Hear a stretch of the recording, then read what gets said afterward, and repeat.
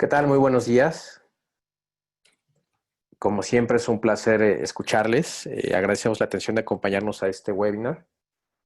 Mi nombre es Juan Pablo Carci, los saludo desde Capa 8. Hoy, además de ustedes que son nuestros invitados especiales, nos acompaña un gran equipo de personas de uno de nuestros aliados más importantes. Nos acompaña el equipo de Wirex. Me permito presentarles a Gus Stein. Él es director global de ventas de canales. A Philip Campou, que es ingeniero de sistemas senior de Wirex. Y a Claudia Campou también, que es un honor y un gusto saludarla nuevamente, que también forma parte del equipo de Wirex en la parte comercial. Señores, muy bien, muy buenos días. ¿Cómo están?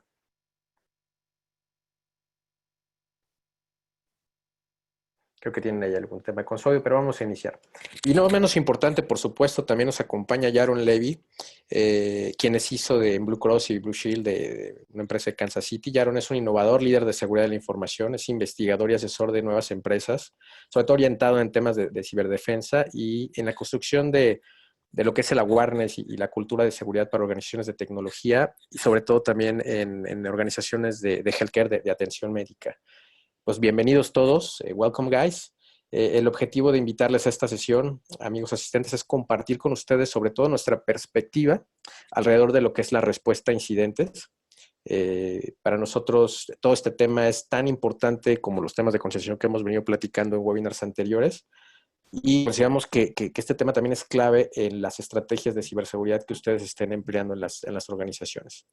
Estamos conscientes, y fue uno de los motivos por los cuales elegimos comentar y compartirles sobre este tema, que las tareas que son repetitivas, que de bajo riesgo, que la respuesta a falsos positivos y sobre todo todas las actividades administrativas que están alrededor de su contención y la remediación de incidentes de seguridad, pues consumen la mayor parte del tiempo en los equipos de respuesta a incidentes. Sabemos que para ustedes como responsables de seguridad en sus organizaciones es un auténtico, permítame la expresión, es un auténtico calvario, no me van a dejar mentir. Y bueno, nosotros bajo ese sentido, en ese sentido, pues con base en lo que hemos analizado en el mercado y en las tendencias de seguridad, consideramos que es clave aprender a automatizar estos desafíos, ya que si lo hacen, ustedes como responsables podrán acelerar y simplificar sobre todo su proceso de respuesta. Y lo más importante, ¿no? Que es que su día a día no solo sea más eficiente, sino que también sea mucho más agradable. Sin mayor preámbulo, chicos, vamos a comenzar presentando algunas láminas de contexto. Posteriormente, vamos a escuchar a Yaron. A Yaron, sí es importante que lo comente. Hicimos una entrevista a través del equipo de Wirex y dado que no pudo acompañarnos el día de hoy, vamos a permitirnos compartirles la grabación. Sin embargo, es muy importante lo que vamos viendo en esta grabación porque tiene contenidos muy importantes y podemos interactuar, por supuesto, con la gente de Wirex que nos acompaña para responder cualquier duda que tengan. Por favor, dado que tenemos el tiempo muy recortado, les pido que si tienen alguna duda, nos hagan favor de irle enviando vía el chat y al final de la sesión con mucho gusto las vamos revisando también en función del tiempo que nos vaya quedando. Y no se preocupen, si hay alguna duda que quedará pendiente, con todo gusto estaremos respondiendo y dando seguimiento a sus inquietudes, pues vía correo electrónico, vía alguna llamada, si ustedes nos lo permiten. ¿Vale? Sin mayor, sin mayor preámbulo, vamos a iniciar. Voy a comentarles un poco sobre contexto y vamos a iniciar con algunas estadísticas que yo creo que sirven perfectamente para adentrarnos en el tema previo a la plática de Yaron. Sabemos que hay muchas herramientas que proveen una gran cantidad de información. Actualmente hay una gran tendencia, sobre todo en el uso y el consumo masivo de datos. Sin embargo, vemos que de pronto tantas herramientas pues precisamente generan ruido. Y esto aunado a la situación de que el 34, casi 35% de los incidentes de seguridad por semana que están viviéndose en las empresas requieren en promedio de 2 días y medio por cada uno para resolverse, pues concluimos que el proceso es demasiado lento y que no se tiene toda la información a la mano. Por otra parte, vemos y destacamos que se requiere de personal sumamente experimentado, o sea, básicamente requieren de gurús o que contraten agencias o empresas que hacen forencia, que son caras y que realmente se pueden ejecutar únicamente por evento en caso de que hayan tenido algún incidente. El 90% de las organizaciones sufren para encontrar colaboradores con esta experiencia. Por otra parte, 76% de las organizaciones sienten que no se están atendiendo correctamente las alertas de seguridad en sus empresas. Mucho es seguramente por lo que hemos venido comentando. No existe equipo especializado o no se tiene a veces presupuesto para ello, y además las plataformas o las múltiples soluciones de seguridad que existen en su ecosistema, pues generan demasiado ruido. Por otra parte, no hay un tiempo suficiente. El estar analizando todas estas alertas, inclusive cuando se tiene un SIEM, no precisamente es lo mejor. Sabemos que precisamente el proceso de SIEM no es solamente la herramienta, sino es un proceso que se vive día a día, con la idea de que se vaya madurando, ingresando nuevas fuentes al correlacionamiento, y en fin, esto vuelve al 100, por supuesto, una herramienta poderosa, pero no es la panacea, y se requiere de plataformas que nos permitan minimizar este tiempo de análisis y de respuesta y de forencia en caso de algún incidente. Finalmente, es muy importante comentarles que casi el 70% de las organizaciones les resulta bastante difícil reunir y analizar toda esta información, precisamente por falta de las herramientas especializadas que les estaba comentando. Es una lámina simplemente que más allá del aspecto comercial, por supuesto, ahorita pasaremos a la parte enriquecedora del webinar, pues es importante comentarles que Wirex, como empresa especializada, como plataforma especializada para el tema de respuesta a incidentes y en la investigación forense, pues tiene una serie de aliados que le permiten poder consumir y a su vez realimentar a diversas herramientas de seguridad. Algunos los están viendo en la pantalla, son muy conocidos, y el ecosistema está creciendo día a día. Traemos en el roadmap, ellos tienen en el roadmap bastante cosas bastante proveedores y herramientas con las cuales se están integrando y que seguramente van a ayudar a que la herramienta sea muy valiosa. Esto de momento ha permitido que Wirex pues tenga su gran diferenciador y valor en el mercado, precisamente a través de la integración de todas estas herramientas de seguridad. Muy bien. Ahora sí, sin mayor preámbulo, permítanme que voy a compartirles la entrevista que tenemos con Jaron.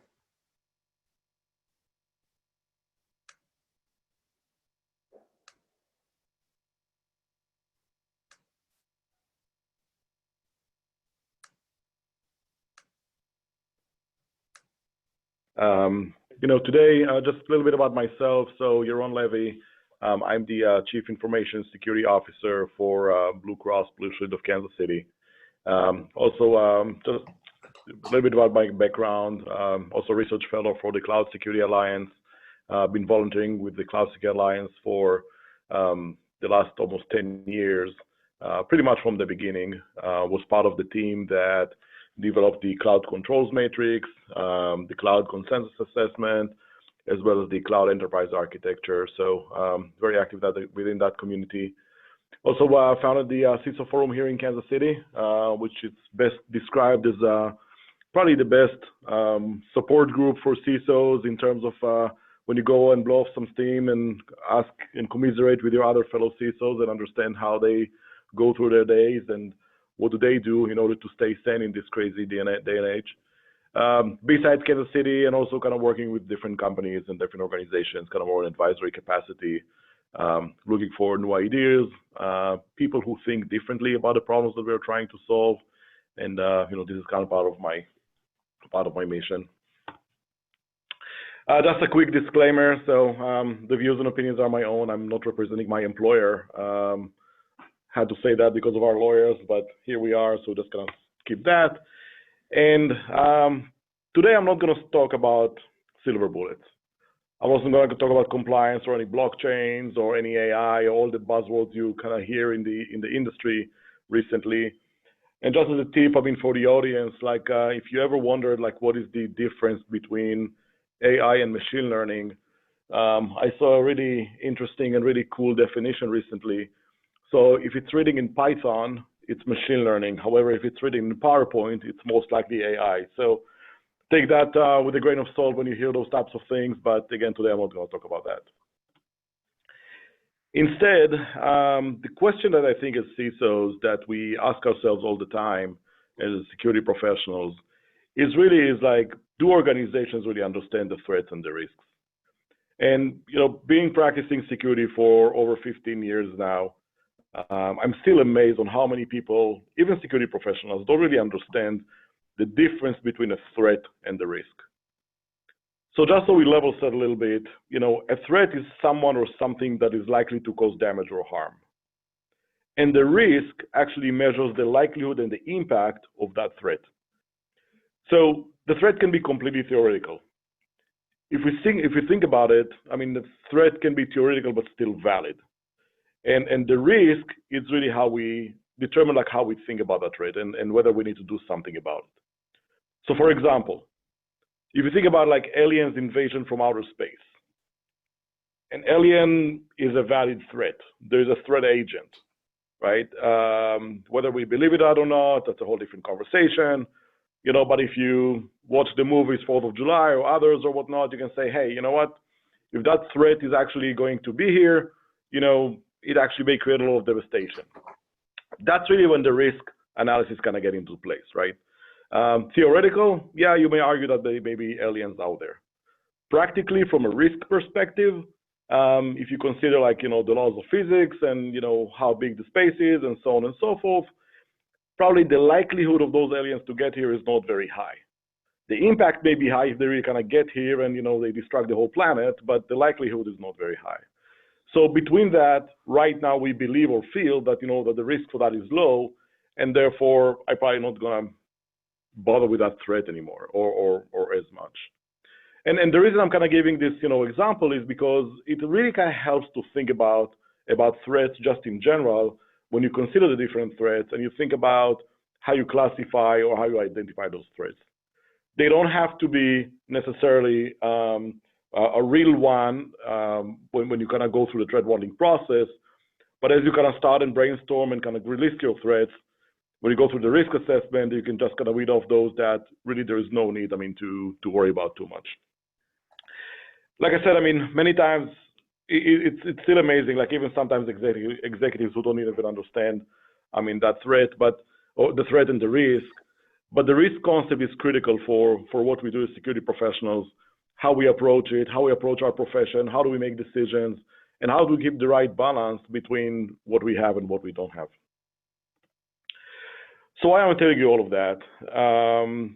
The reason for that is again, we thought about building effective defenses and really kind of making the decisions around, you know, how do you place your bets? Where do you focus? Where do you spend your money on? So let's talk about cyber threats for a second. Healthcare is an example. When you think about healthcare, there's far more information about a person in a hospital than in a bank.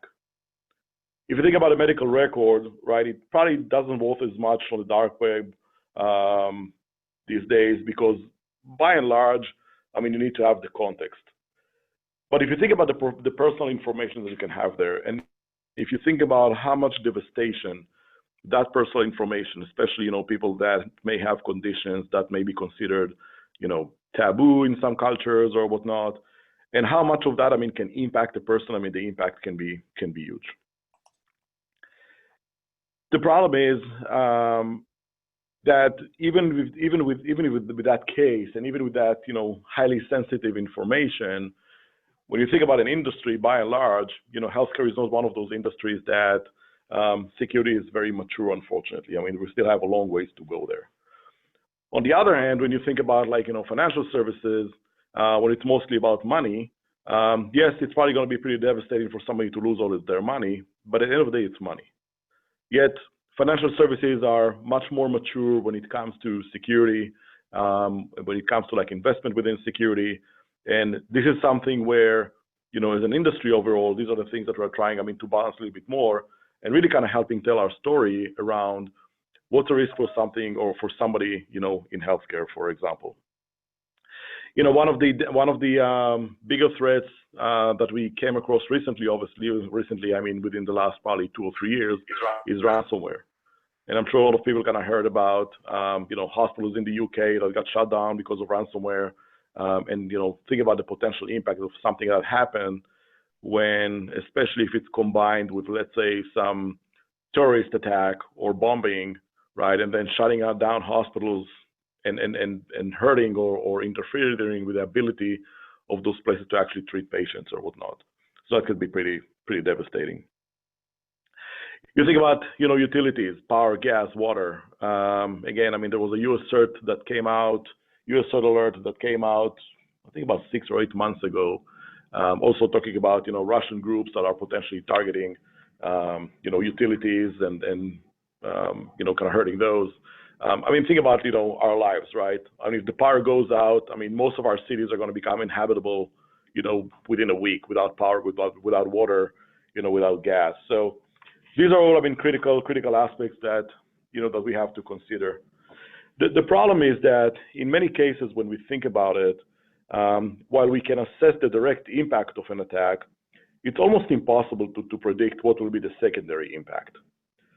And if you think about like 9/11, the direct impact of an attack was the loss of life, damage to property, trauma to the nation.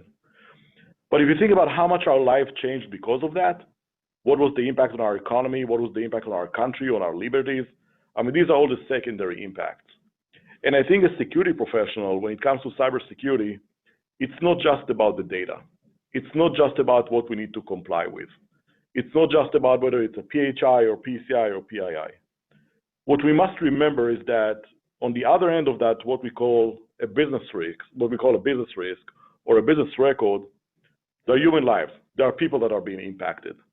And we always have to consider not just, okay, I need to get this done, or I can put this data there, or I need to deal with that data, or I'm willing to accept that risk. We also have to consider and think about the person who is actually at the other end of that record and what that potential impact is going to happen or will have on his life.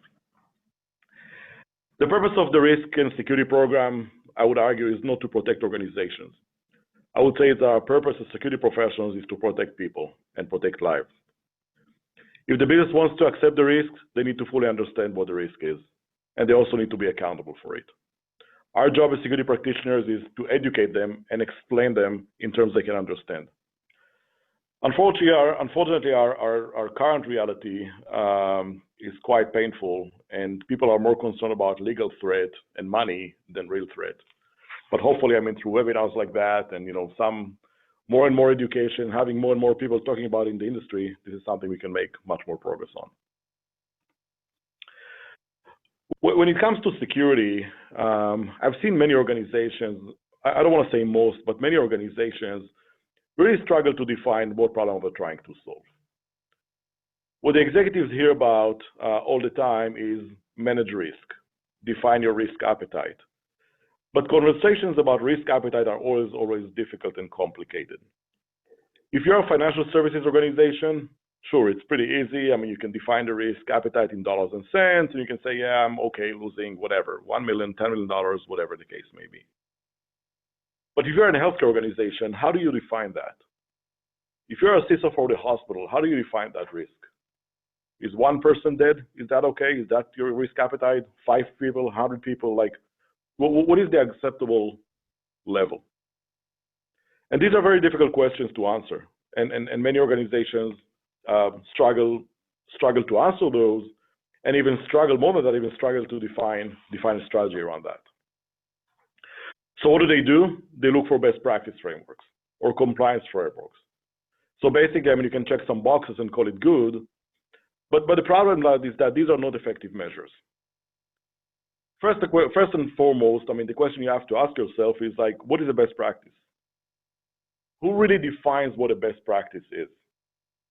How many best practices do we actually know today that used to be almost gospel a few years ago, but actually no longer relevant? Just as a funny story, I don't know if it's very funny, but in medieval times, there was a best practice, to drill a hole in people's skull, to get rid of the demon and to fight the evil spirits.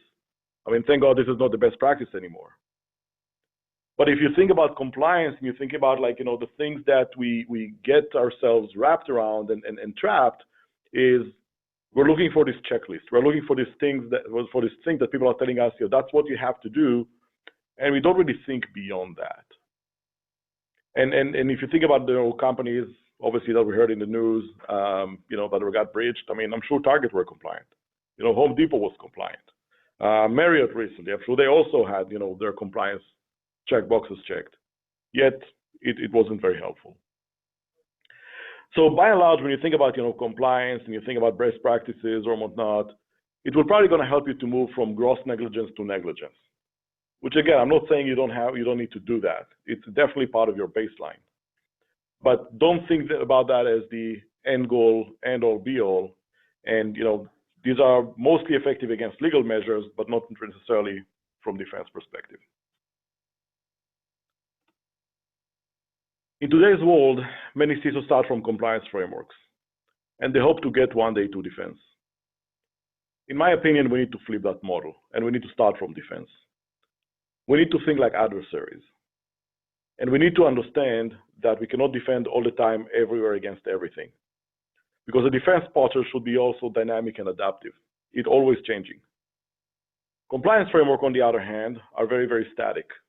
If you think about like, when was the last time NIST or ISO or PCI or whatnot changed, they don't change that often. But from the defense perspective, they do very, very little for defense. These are only table stakes. If you think about it this way, most frameworks take years to change. Ransomware is something that we never even heard of about, we didn't even hear about 3 years ago. So we have to change the way we're defending. We have to change the way or understand the way where attackers are coming from, how they're leveraging technologies, how they're leveraging innovation, and try to keep up with that pace, which is, again, very, very difficult to do, yet that's where we need to start from. That's what we need to think about. The number one question that everyone wants you to answer as a CISO is, how secure are we? How do you answer that? Number of vulnerabilities, number of blocks on the firewall. These metrics are mostly measure noise level. They don't tell you anything, how good or bad you are. Some people like to use maturity metrics. But I also hear executives say that, well, we don't want you to get breached, but we only need to be maturity level 3 because 5 is too much or too expensive. What does it even mean to be a maturity level 3? Is that what, as professionals, we aspire for? To be like kind of middle of the road, mediocre, if you will? That's not what we want to do. I don't think that, any parent told his kid, when you go to school, don't worry about this A+. C- is okay. That's not how we approach things. So yes, we have limits. And I know that we can't always afford to do everything we want. But at least we need to aspire to do the best we can with what we have. I don't think that, in this digital age, we can afford being mediocre. And if you think about it, I think we need to think like the Navy SEALs. Train for war, and we need to fight to win. I think you need to be very clear about your mission and what problem you're trying to solve. The mission must be carefully refined and simplified so that your entire team and your entire organization can focus specifically on the things and they can achieve and kind of what is kind of the strategic vision that you have. The mission that you have must explain the overall purpose and desired results, or the end state of your operation or your security practice. If you think about the frontline people, think about your analysts. They're actually the ones who are tasked with executing the mission. And they must understand the deeper purpose behind your mission. There are many different courses of action that must be explored on how to best accomplish the mission. And it may vary from an organization to an organization. But if you have the manpower, the resources, and all the supporting assets available, you have to have all of them in sync and all of them understanding where you're going with your mission. This is my mission. This is my mission at Blue Cross. That's the mission and vision we created, for our team, and that's the mission and vision we communicated to our executives and to our board of directors.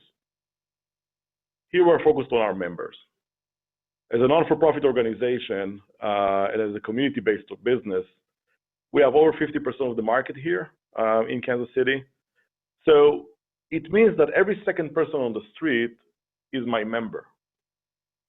So who are those people? Well, it's my family, it's my friends, it's my coworkers, my neighbors. It's my community. And when I think about it, my job is to defend them to the best of my ability. This is my mission and vision. That's why I do what I do, despite all the challenges, from security perspective. So here's how you build an effective defense and how you reduce your risk.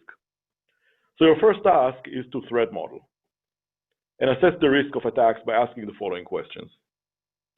Do we know who is likely to attack us? Yes, I know you hear about all those APTs and all those different threats out there or whatnot, but if you're a DoD contractor, yes, you are a likely target to a nation-state actor. If you manage large amount of money, you're likely a target for a cybercrime. If you're dealing with publicly charged topics, hacktivism may be your threat. But it may vary by business. Me sitting here in Kansas City and like I said, I'm in an organization that is mostly focused around Kansas City area. Am I concerned about like APT? Am I concerned about China? Yeah, I am concerned about that. But is that the most, or is that, the highest threat that I have? Probably not. I'm probably not as big of a target for them, as for like, if I was like, let's say Lockheed Martin, for example, or a defense contractor. It doesn't mean that I ignore that threat. But when I do my risk assessment, I have to take all of these things under consideration. I also have to think about what types of attacks would we expect. And types of attacks will vary by actors and will vary over time. Also, we need to think about what attacks we can stand against. There may be some things that we just can't do anything about. What is going to be our approach to that? This is kind of part of all my risk assessment and threat modeling. How long can we stand against an attack? This is something that, a lot of organizations don't even consider.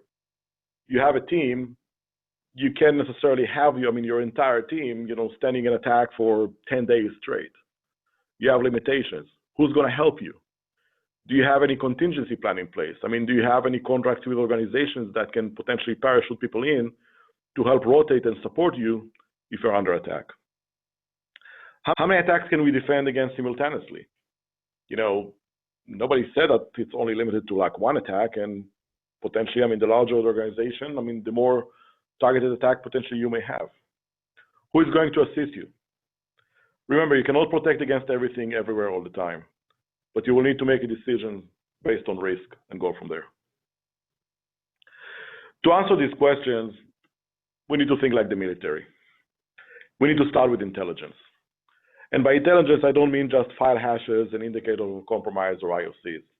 We need to understand tactically and strategically what's happening, who is targeting us, and use that evidence-based knowledge, to provide actionable advice and also have operational strategic security decisions.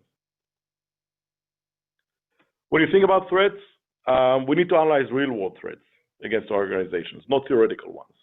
Yeah, you can come with a theory, but your risk assessment, most likely will help you to drop those off the map and really kind of focus on the real things, right?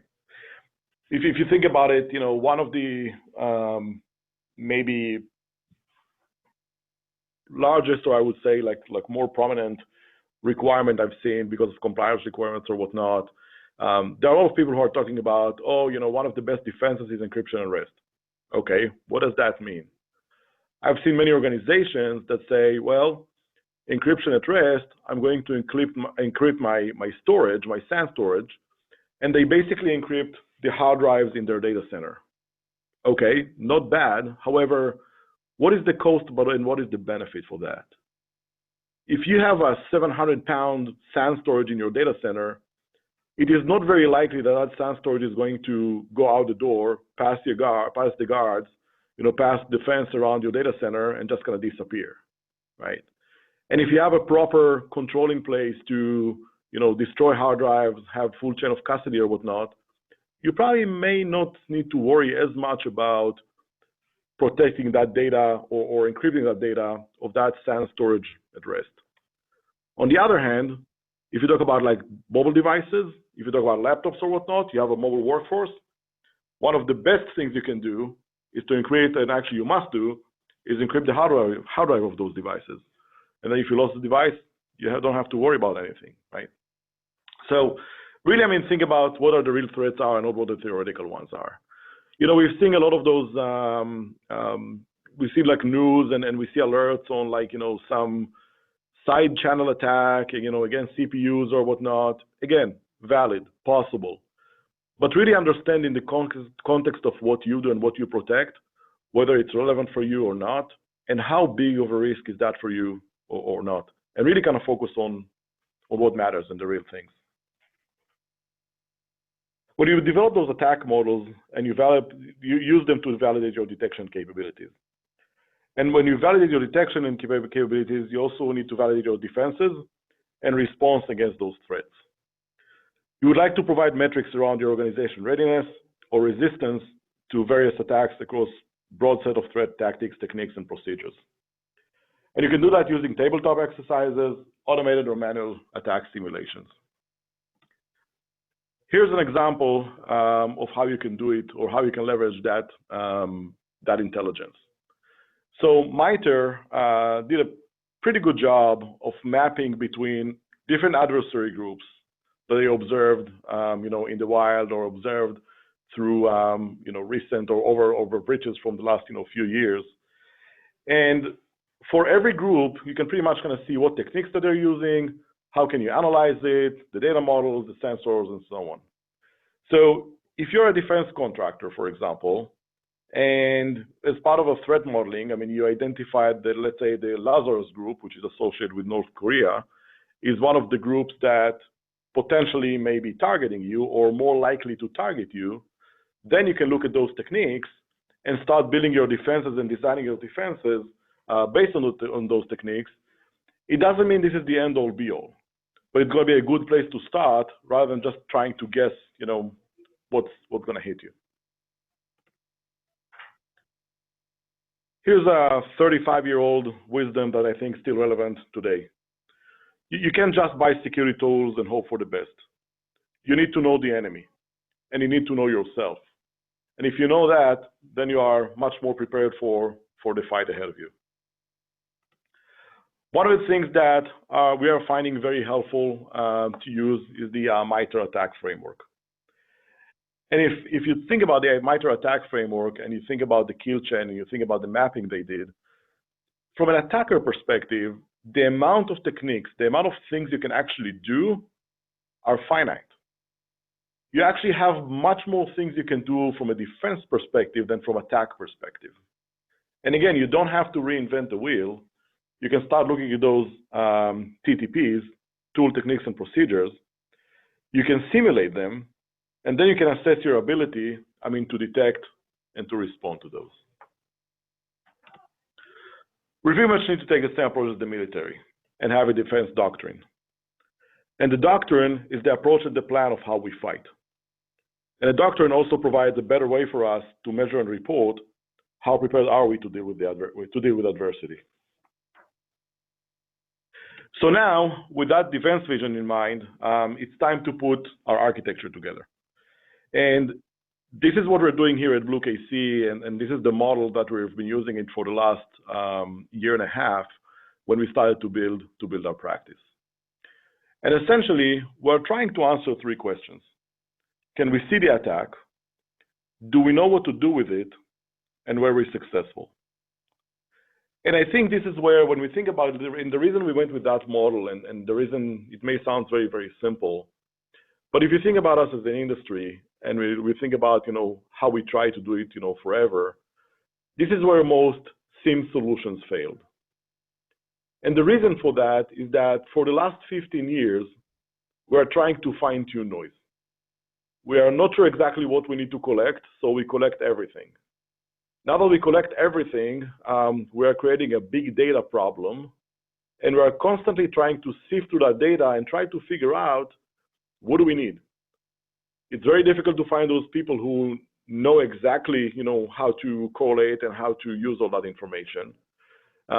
It's actually very difficult to find them in many, many parts of the country. So East Coast, West Coast, yes, you have more access to that talent pool. If you're in the middle of the country, that may be actually a little bit more difficult to do. So instead, or instead of dealing with this problem where we don't really see the attack, or we rarely see the attacks, and the signal to noise ratio is so high, we're trying to improve the signal to noise ratio. And to do that, we said, well, what if we take a different approach? What if we flip the model? What if we don't collect anything? And by not collecting anything, so we don't have the noise first, but what we're going to do, we're going to simulate specific attacks. We're going to take a single TTP, tool, technique, and procedure, from the MITRE attack framework, for example. let's say, account brute force attempt. And let's simulate only that one thing. And as we simulate this only one thing, we're trying to answer those questions. Can we see it? Do we know what to do with it? And were we successful? And as you run through this drill, you will be amazed how many things you're going to find. And you'll find anything from configuration problems on your equipment, domain controllers, infrastructure, whatnot. You'll see that some things are changing constantly. So that will help you to analyze and come up with processes that will help you to ensure that you can actually see and you know how to respond to those attacks. And once you're done with one TTP, move to the next one, and then to the next one, and so on. Now, people are saying, well, but that's going to take some time. Yes, it will. But you're going to gain few things when you do that. First of all, you're going to have something tangible to report on. You're actually going to make a meaningful process. And third, your team is going to learn a lot about how to do that and how to defend. And over time, it's not going to cover everything, but you can cover 80% of what's going to hurt you or what's going to attack you. And if you can show this progress over time, you will be in far, far better shape than, like I said, what we were trying to do for the last 15 years, really trying, to sift through noise, trying to find your nose, and not really getting to anything. The other thing that we're doing, as we look at, the attacks, and as we look at, the response to those attacks, we're also thinking about, is there a potential to automate some of those defenses or some of those capabilities? And when you think about, most of us struggle with, we never have enough budget, we don't have, enough people, and pretty much, the main answer or the only answer for that is through automation. So think about, how can we leverage all that knowledge? How can we leverage the practice? How can we leverage the simulations to actually understand and learn what's going on, and based on that, develop those automatic processes?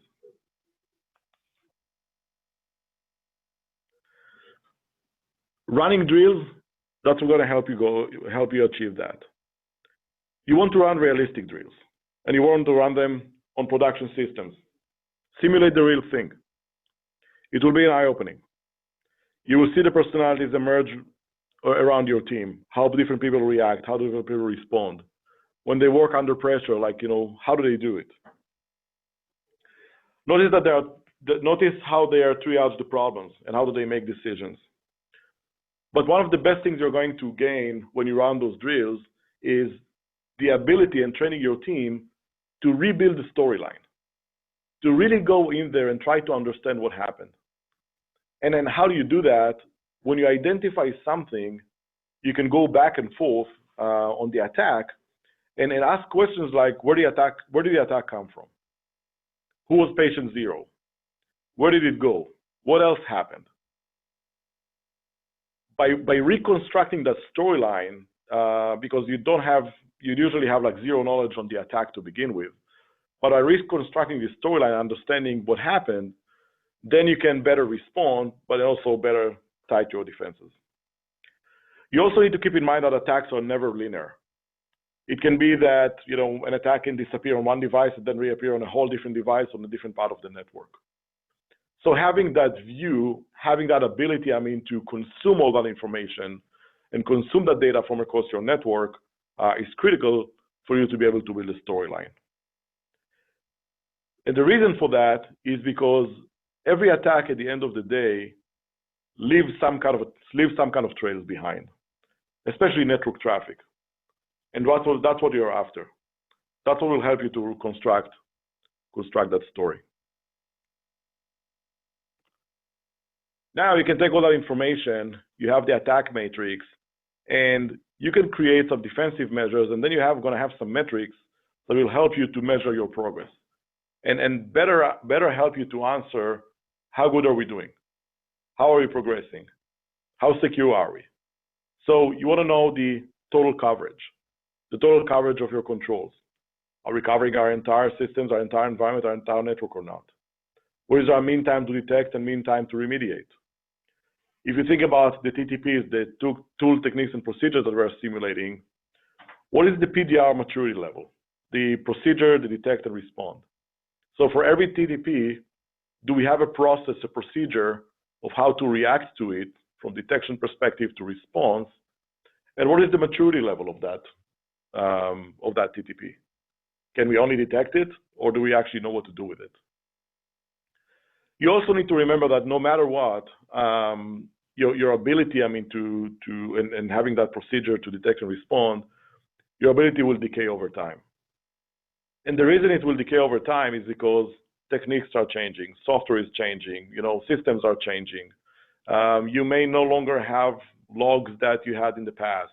You may lose visibility, people changing configuration on your networks. Whatever the case may be, it's never static. You don't say, okay, we set it up once and we're done.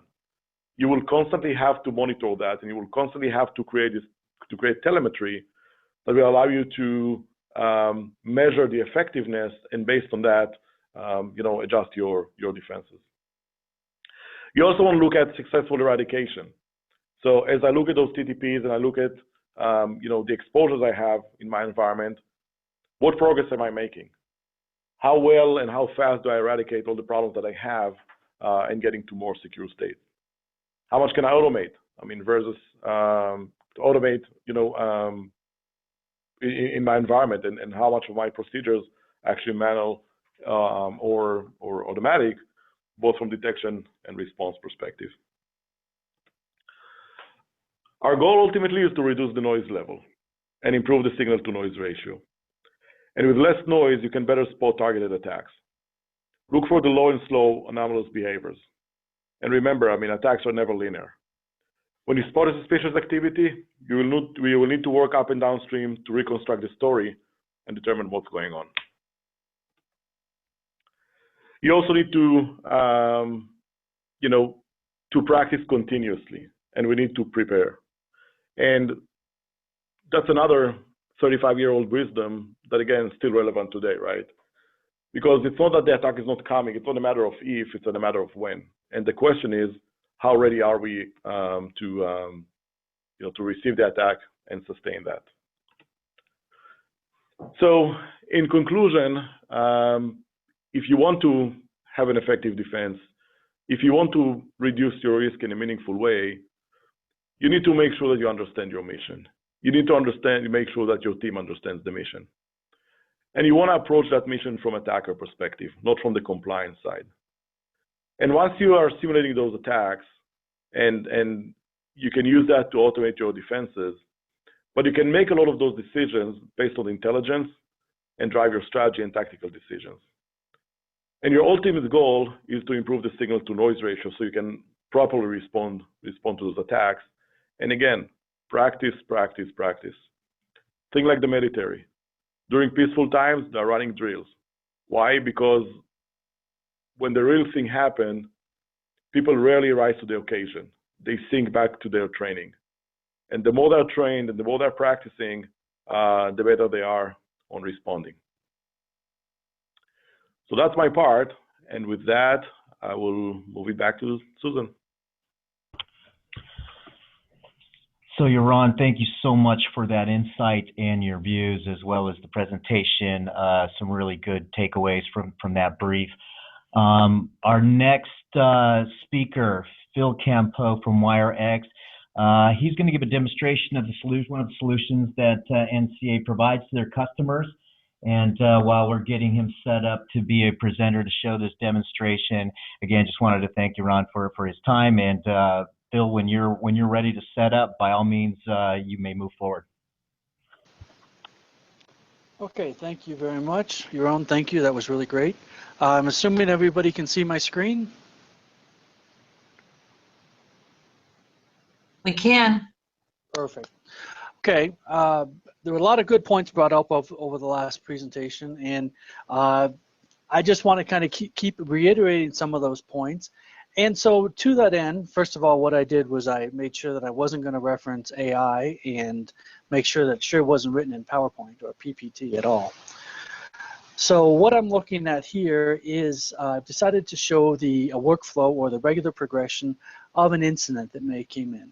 the fact is, you're going to get alerts all day long. They're going to come in, and it's going to be up to the security professionals to decide what they're going to do with it. And oftentimes, what we get is we get an alert, and we say, okay, where did it come from? What's next? What do I do next? We have all these resources that are coming in that are setting up to be IPSs and to defend and to help protect us, which is key. However, no, like your own said, there's no silver bullet. So there's going to be events that are going to get through. They're either because even I've been in the security field for quite a while, and with some of the top security vendors, the IPS, the web application firewall, those type of companies. And no matter what we always did for the protection algorithms, we always had to have events that were critical, but were not default block, because we couldn't be 100% sure that they were always bad. And so stuff is going to get through that needs to be investigated. And so that's what I have here is you get that investigation, you got to kick it off, you got to look. And you say, like here, I get an alert that says, okay, I have an infected file was detected. And it can come in from a variety of different sources. In this particular one, what I'm looking at is the FireEye gateway. And my gateway actually reported into a SIM. And then the SIM is saying, okay, WireX, I have an event you need to go look at. And so what I'm looking at here is the investigations tab of the WireX GUI. And that's by and large where the majority of the time is going to be spent. I mean, I have a dashboard, and in that dashboard I can tell you all the cases that people are working, all the queries that make up the cases, and who's working what case. So you can see that Phil's working 6 or 7 cases here, Gus has got a couple, Michael's got a couple, Tomer's got some, but more importantly, I got 7 that are yet to be assigned that need someone to start working on. So basically, at a glance, I can see what's going on, but as events come in, as things are getting worked, I'm going to say, okay, well, I need to start. So here's an infected file was detected that has a severity level of 10. I'm going to start drilling into it. If I double click on it, what I can do is see all the information that was provided to me from either in this particular case, it was the FireEye gateway or my IPS, was fed either directly to us or to the SIM. So I can see the start and the end time. I can see the source and the destination IP addresses, as well as the ports that came across. And then I can also see, in this particular case, I can see a source user and a destination user. All right, well, because it's the FireEye gateway, and because I have emails here, I know that this is probably an attack vector that came in from an email, and there was an infected file was detected. Okay, great. I got a great place to start. Now, what I'm going to walk through is just 2 or 3 real quick queries as far as how to do an investigation. These are very simplistic queries, and they're going to actually kind of be, okay, well, they're common sense. But the fact is that this actually helps show the power of what the WireX solution can do. And the fact is I see, okay, here's all this information, but most importantly, I see an email coming in from Donald WireX to a Gmail account coming into the WireX sales account. So I'm going to do is say, okay, I got enough information. I'm going to start my query. And what I'm going to go ahead and do here,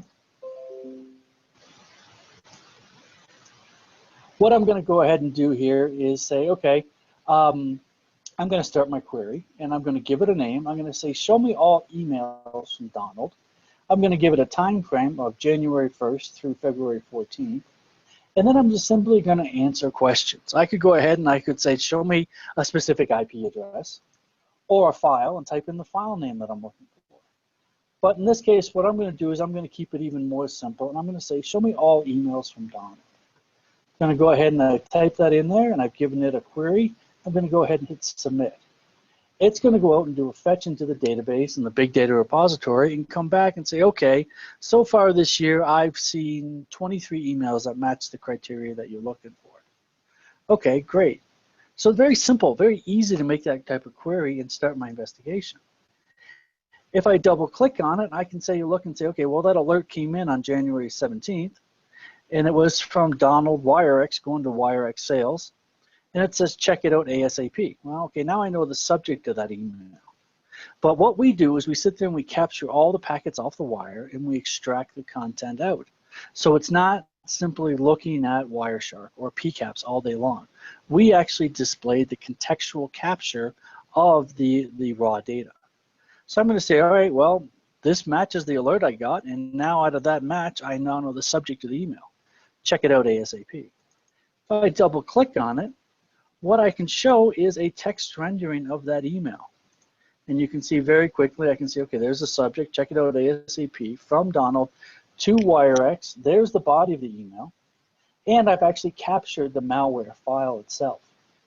What I can do from here is I can sit here and open it and take a look at it and see what's wrong. But FireEye said it's an infected file, so they're pretty good. When they say something's bad, it's probably bad. So I'm not going to open it here myself. Instead, what I'm going to do is I'm going to take that file and I'm going to send it to a data enrichment source, Cisco Threat Grid, for example. So I'm going to send it off to them and have them tell me what they know about it. Great, so now I got a lot of information. I got, oh, by the way, I've exposed the guy's email and password here because it was all clear text. But the fact is, okay, now I got a great view of what's happening. But if I look back, I can see, wait a minute, here was another email that was going to WireX info and another one going to Uriel. I can actually click on these and drill down into these as well and see they're almost identical, or as a matter of fact, they are identical emails. So, all right, maybe this is a little bit bigger problem. What I can do is say, all right, well, you know what, there's this subject's the same, but there's also this file that says, okay, well, let me see where in my network this file malware came from. So what I'm going to do is I'm going to go back to my query engine and simply say, add a new query. And I'm going to say, show me every time you saw that word or that file, malware, move anywhere in your network. And I'm going to say the query name is malware so that I can reproduce it, or I can identify this query later. And what I get very quickly is, okay, I got 55 emails that all had that file malware. And I said, okay, well, I know the one common element between each of these things is they contain that piece of malware. But now I can see, okay, well, there's a bunch of other emails here that's the same subject. Here's one from Bobby going to Tomer. But I wanted to take a look at it and drill down into it. And if I look at it, because it's so easy to pop around and look at different things, I can see, okay, it's an identical email, and supposedly it's from Bobby, but Donald signed it. So, all right, this is a big red flag that this is clearly a phishing attempt or some kind of phishing. Something's not going on here, not going on the way it's supposed to. But then I can also look back and I can say, well, wait a minute. I know I've just identified every place in my network, everybody in my network who got that file. So now I got to deal with each of them. But if you look back to the graph view, what I can also show is another protocol was introduced, HTTP. So if I double click on that and then start drilling down into all this activity, what I see very first right off the bat is somebody did a GET statement from this IP address and they downloaded this file. And what I can do is I can take this file and say, okay, well, I'm not familiar with this IP address. I can right mouse click and do a whois or an NSLOOKUP, or I can send it off to reputation feeds and tell me, what do you know about this IP address? Or I can scroll down and say, okay, fine. What do you know about this URL? Google Safe Browsing, whatever. But the fact is, with one query, I identified where this was. And actually, if you look at it, you can see it actually was Bitdefender. So what I did was when I was setting this up, I actually downloaded this and caught myself downloading it inadvertently, but it actually worked out really well because it's basically, with one query, I show where I got it from, the IP address, the URL, and then with the other side of the query, with the filter removed, I can see everybody who's gotten it, everybody out there who I have to worry about. But I keep talking about this file called malware, and I said it's bad or it, but I don't know what it is. So I can go to the scans and I can say, okay, well, let's see, looking at the malware that I sent over to Cisco Threat Grid, I got a threat score of 100. If I double click on it, I can actually see Cisco Threat Grid's analysis. I can open it up and they're going to tell me the artifacts that get created, the process that kicked off, more importantly, the behavioral indicators. So from here, without having to go anywhere else, I can say, okay, well, great. There's what's this going to do next? And let's say that this piece of malware was the next generation of WannaCry. Well, what did WannaCry do first when somebody was infected? Was it would reach out to its command and control server. In this case, the command and control server is a DNS lookup to a server called cyanide lipstick. So what I'm going to do is I'm going to do a query to tell me everybody who actually has this, who'd actually looked up or tried to reach out to this command and control server. And with one query, I see, okay, well, I got 6 times with 2 different IP addresses. So I know that my 16.230 and my 16.226 are the 2 infected machines. Very easily, I know who's actually in a full-blown infection because they've actually reached out and they've tried to contact Cyanide Lipstick to get their command and control. All right, well, fine. So now I know that with this previous query, I know everybody who's got the machine on their, this piece of malware on their machine. Now I know, okay, who's actively infected. Okay, great. That's perfectly logical. Next step. Now I know, okay, these guys, I got to go rip their machines off the network right now. But let's take it one step further and play this WannaCry scenario out to the end. I can actually say, well, what did WannaCry do after established with its command and control server? It tried to take an advantage of a vulnerability in the SMB service. So I'm going to say, all right, show me everything that this particular IP, it's one of those IP addresses that are infected, 16.230, show me everything he did. And I know that they went after the vulnerability. And look, that's the second most used protocol is my SMB. Double click on it, and then I can drill down into every one of his SMB activities. And what I can see by just scrolling down is, wait a minute, look at all this file download he did. And just what did WannaCry do? It would actually take and download all these files and start playing around and encrypting them. So I got somebody downloaded a research document, an HR document, a finance document. Well, at least now I know, okay, I know where it came from. I know who's infected. And now I know what data has been compromised. So with 3 simple queries, I can show you everything going on. And I don't have to guess or send out that letter that says, well, there was data lost, but we're not sure what it is. No, as a simple right mouse click, I can open this file and look at it. And I now know exactly what it is. I don't have to guess. I don't have to make any assumptions. I know. Was this finance document, was it account numbers? Or was it just a policy as far as how to do things? Or an HR document, or a research, or an engineering document? Or my employees, is it their social security numbers, or is it just the employee handbook? I don't have to guess, I know. Or if I want to take this and take this to another further example, what if it wasn't WannaCry? What if it was Locky? Well, what did Locky do? The person downloaded the file, then he encrypted it, re-uploaded it, changed it. In this case, he changed the file name to encrypted share, now pay me, and then he deleted the original. So I know exactly what he did. I still have the copy of the original here, so that when I get that ransomware email and it says pay me 40 Bitcoin, I can open up this file and see, is it worth it to me? Is it something that I can just ignore, replace and just keep moving, patch and keep moving, or what it is? So that's the ability that I have. I've removed all the guesswork. I know where it came from, where it's at, what's going on, and what's been compromised, simply with 4 queries. And the fact is, it's not special skills. It doesn't take a high degree of a tier 3 operator to do this in the SOC. No, you can simply look down and say, download, upload, create. I don't have to look at all the ones and zeros, all the hex, all that other stuff. No, it's all spelled out for you here. Or finally, if I didn't have an alert to go off of, what I could actually do is say, you know what, I just want to do a hunting case. And I want to say, you know what, show me everything that you know about. And so what it did, and I didn't do any qualifiers, and I said, show me every bit of traffic that you've seen in the network over the last, I think it was 45 days.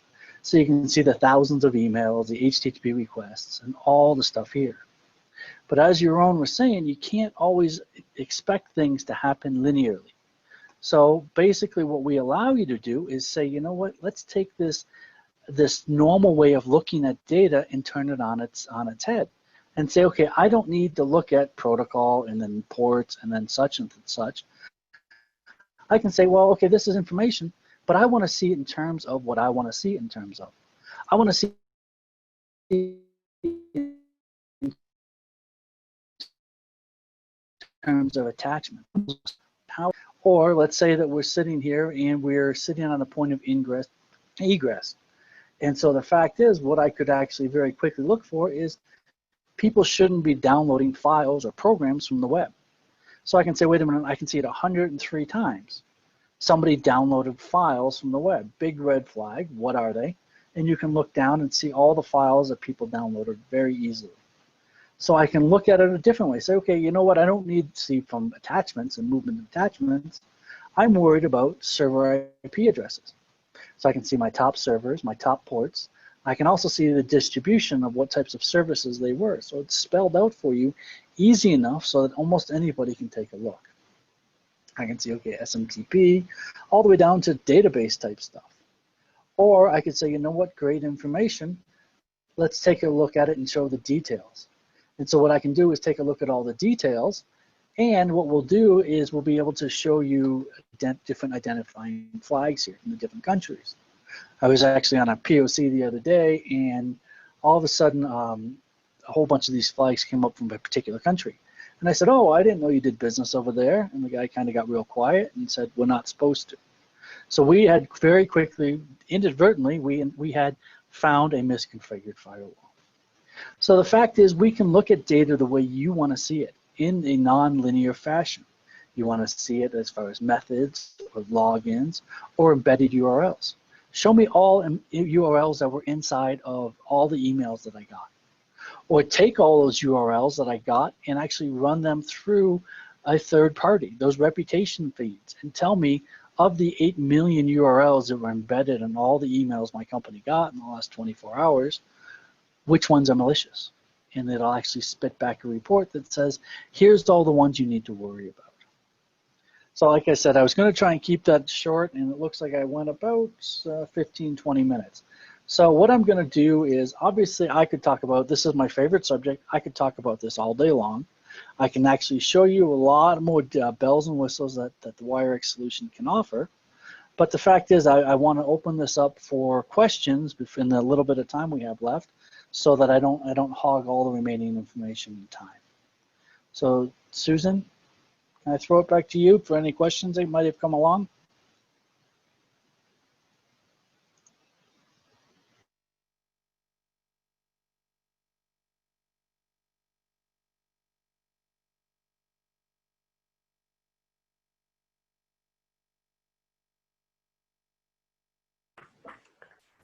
Muy bien, pues creo que se nos ha ido el tiempo muy rápido. No me queda más que agradecerles. Por ahí estábamos validando si había algunas preguntas. Hasta el momento no tenemos. ¿Hay alguna pregunta por aquí para los panelistas? Gus, we have a question here. If you can share us about the sources that WireX can use to connect to in the process of incident response. Could you repeat the question? Can you hear me? Yes. Yeah. Could you repeat the question, please? Yes. If you can talk about the sources which WireX can connect to share information in the incident response process. Sure.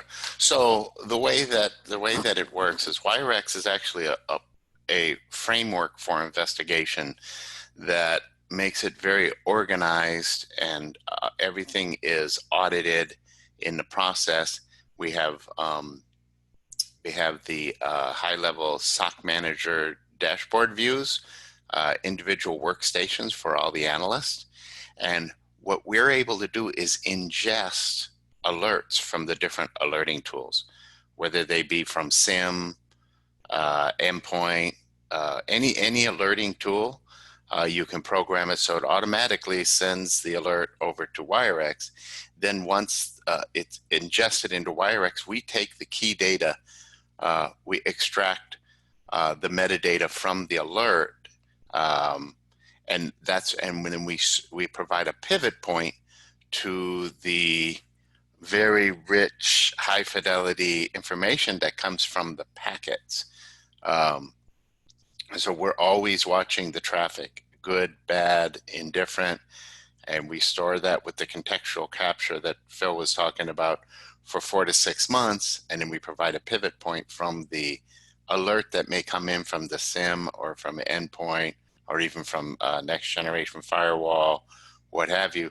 And we provide a pivot point to the root cause and to the detail that can only be captured by deep packet inspection. So we marry the two concepts of metadata with packet data. The problem that exists is log files are not enough, and packets sometimes are too much because there's too much to sift through. Our unique way of storing that information takes away all of the guesswork and allows you to very quickly understand exactly what happened and to be able to pivot from one use case to the next seamlessly. Okay, thank you very much, Gus. You're welcome. Tenemos algunas otras preguntas, pero me parece que el tiempo de verdad se nos ha consumido debido a la plática. Ha sido muy interesante y hay muchas otras cosas que compartir, por lo que si nos lo permiten a todos los participantes, a los espectadores, vamos a integrarlas y las estaremos respondiendo vía correo electrónico o si nos los permiten hacer algún seguimiento con ustedes para validar si tienen alguna inquietud y a poderles apoyar en su proceso de respuesta a incidentes. No me queda más que agradecerles a los panelistas. Thank you, Gus, Claudia. As always, your valuable support. Muchísimas gracias. Y a todos los espectadores, agradecerles nuevamente la atención y esperemos poder compartir con ustedes conocimiento más adelante a través de otros webinars con Capa 8. Muchas gracias a Wirex. Thank you very much. Everyone have a great day.